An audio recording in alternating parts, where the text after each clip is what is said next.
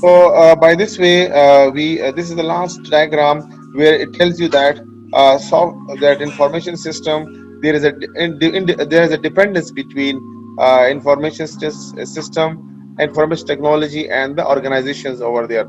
So this is the organization, and this is a information technology over there. So software information system is a is a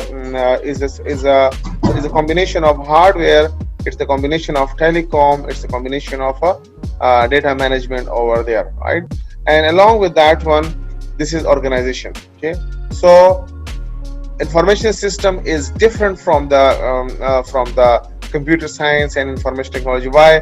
Because it is included with the business firms. It is dealing with organizations. It is dealing with the softwares. It is dealing with the hardware. It is dealing with the data. Especially data is more important. It is a new gold. If I give you like for example 1 kilogram of gold, and I give you like 1 terabytes of data, which one you like, 1 terabyte of data or 1 kilogram of gold?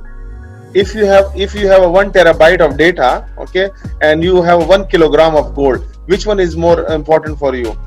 For sure, I, doctor. Why? Reason? Give me the reason. Because it's I can get benefit more than gold. Yeah, so I give you now, I just like rephrase my question.